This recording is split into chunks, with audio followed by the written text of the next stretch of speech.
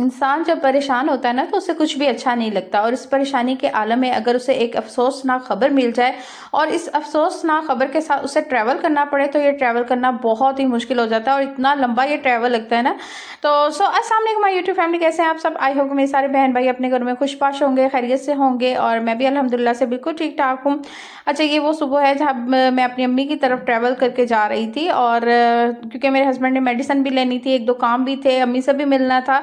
और रास्ते में ये सरसों थी ना, बड़ी खूबसूरत लग रही थी, धूप भी अच्छी खासी निकली हुई थी, और ये हरे भरे से खेत ना मुझे देखने में बड़े ही अच्छे लग रहे थे। तो मैंने कहा क्यों ना थोड़ी सी इसकी वीडियो बनाई जाए। मुझे गाँव और हरे भरे खेत बहुत अच्छे लगते हैं, लेकिन कभी ऐसा इत्तेफाक ही नहीं हुआ कि मैंने कभी गाँव का विजिट किया हो, क्योंकि गाँव में हमारा कोई रहता ही नहीं है। सो जब इस तरह से ट्रैवल करती हूँ ना तो फिर मुझे देखने में बड़े ही अच्छे लगते हैं। और बड़े दिनों बाद आज व्लॉग अपलोड कर रही हूँ। इसकी रीज़न ये थी कि ना मैं काफ़ी दिनों से बहुत ज़्यादा, एक तो मेंटली जो थी डिप्रेशन का शिकार थी, और इसी दौरान ना मुझे एक न्यूज़ मिली, यानी कि मेरे मामू की डेथ हो चुकी थी, और मैं और मेरे हस्बैंड तो गए थे मेडिसिन लेने के लिए ना। हमने ट्रैवल तो हमने इस घर से किया था कि हम मेडिसिन लेके आएंगे, और एक दो काम भी थे, अम्मी से भी मिलना था। लेकिन इस दौरान ना उनकी तबीयत तो ख़राब थी, लेकिन इतनी भी ज़्यादा ख़राब नहीं थी कि इस तरह से ना अचानक से हमें ये न्यूज़ मिल जाएगी। और अभी हम वहीं थे, और अभी वापसी हमने करनी थी, लेकिन वहीं पे हमें ये न्यूज़ मिल गई, भाई उनकी डेथ हो गई है। थे तो वो हॉस्पिटल में, लेकिन यही था कि इस तरह पहले भी उनकी अचानक तबीयत ख़राब हो जाती है और वो ठीक होकर घर आ जाते हैं, लेकिन इस दफ़ा भी यही था कि इंशाल्लाह उनकी तबीयत ठीक हो जाएगी, लेकिन ये नहीं था कि इतनी ज़्यादा ख़राब हो जाएगी।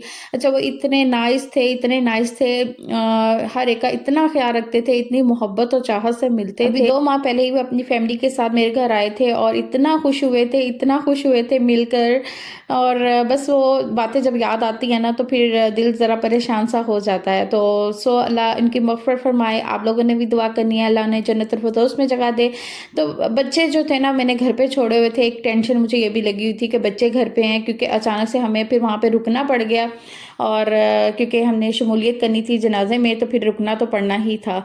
तो बच्चे घर पे थे, फिर बच्चों को कहा कि भाई आप जो है ना बस हम आ जाएंगे, और क्योंकि बच्चों के स्कूल भी स्टार्ट हो गए थे, एक ये भी टेंशन थी कि बच्चे स्कूल कैसे जाएंगे। तो हमने जो फिर ट्रैवल किया ना, जब उनकी तदफीन हो गई तो रात के टाइम हमने ट्रैवल किया, और यही था। और हम तकरीबन सुबह के ना 5 बजे के करीब घर पहुँचे हैं कि बच्चे जो है ना उनकी छुट्टी ना हो और बच्चे स्कूल पहुँच जाएँ। तो बस सारा दिन जो था ना इसी तरह ट्रैवल में गुजर गया।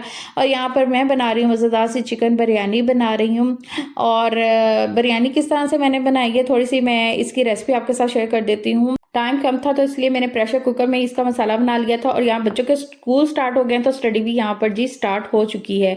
और राइस जो थे ना वो मैंने तकरीबन इसको बॉईल कर लिए हुए थे, और 2 कनी इसको रख लिया था, और बाकी मैंने कहा था ये दम में हो जाएंगे।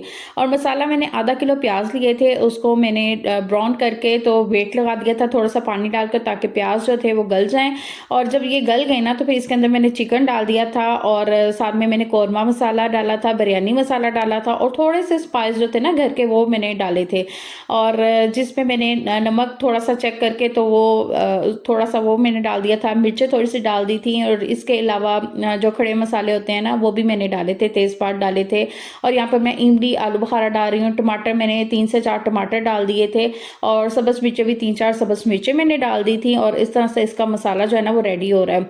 बिरयानी मसाला और कौरमा मसाला डालने से ना इसकी खुशबू बड़ी अच्छी आ रही थी ऐसे लग रहा था जैसे ना देग की बिरयानी बन रही है। और जब मसाला अच्छी तरह से पक गया ना तो मैंने थोड़ा सा ना धनिया और पुदीना इसको वॉश करके अच्छी तरह से वो भी मैंने डाल दिया था। इस टाइम डालने से ना, लास्ट पे डालना तो ये एक तो बड़ा ग्रीन ग्रीन सा रहता है और इसका कलर खराब नहीं होता, और खुशबू बड़ी अच्छी आती है। तो बिल्कुल ये जब पकने के करीब था ना तो तब मैंने इसको ना डाल दिया था। और यहाँ पर केक रेडी हो रहा था साथ साथ, क्योंकि बच्चे स्कूल जा रहे हैं ना तो वो कह रहे थे कि जी हमने कल केक लेके जाना है लंच में। तो यहाँ पे मैं इनके लिए केक रेडी कर रही थी, और यहाँ पर तकरीबन ऑलमोस्ट केक रेडी हो गया था, और ये है केक की फाइनल लुक। और इधर बिरयानी को भी मैंने लेयर्स लगा दी थी।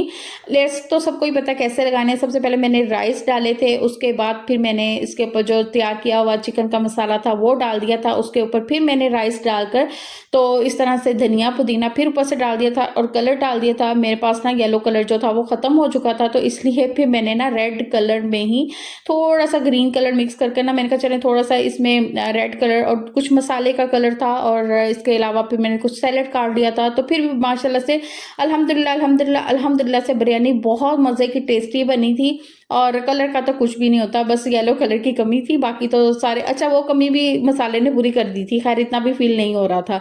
और इतनी टेस्टी, इतनी मज़े की बिरयानी बनी थी कि सबने बड़े मज़े से, खुश होकर, शौक से खा ली। बिरयानी की ऐसी चीज़ है जिसे बच्चे और बड़े सारे शौक से खा लेते हैं, कोई भी मना नहीं करता।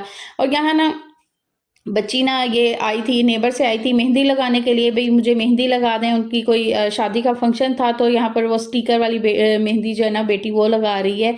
तो साथ-साथ उन्होंने वीडियो भी बना ली थी कि भई स्टिकर वाली मेहंदी लगानी है तो इसको कैसे लगा सकते हैं। कुछ लोगों को नहीं भी लगानी आती, इस तरह से भी स्टिकर उसके उतार कर और हाथों की एडजस्टमेंट करनी होती है इस स्टिकर को कि आपने किस तरह से डिज़ाइन जो है बनाना है और वो हैंड पे आपने लगाना है और इस तरह से मेहंदी से ना उसको कवर कर देना है जो इसका डिज़ाइन बना होगा।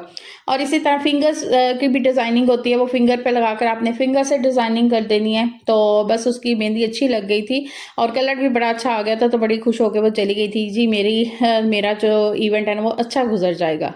लाइफ में आप जिसको जितनी खुशियाँ देंगे ना, आपको भी उतनी ही खुशियाँ मिलेगी। जब इंसान परेशान होता है तो उसको अपने आस-पास का कुछ भी अच्छा नहीं लग रहा होता, उसे हर चीज़ ही ज़हर लग रही होती है और उसका दिलो-दिमाग ना वो बहुत ही परेशान होता है और उसके ज़हन पे ना एक बोझ सा होता है। छोटी-छोटी सी बातें भी उसे बहुत बड़ी महसूस होने लगती हैं और हर खुशी जो है ना उसे बिल्कुल भी अच्छी नहीं लग रही होती और ऐसे लम्हों में ना इंसान बहुत तन्हाई महसूस करता है, उसे अपना बहुत अकेला फ़ील होता है और हालात भी उसे कमज़ोर से कमज़ोर तर कर देते हैं।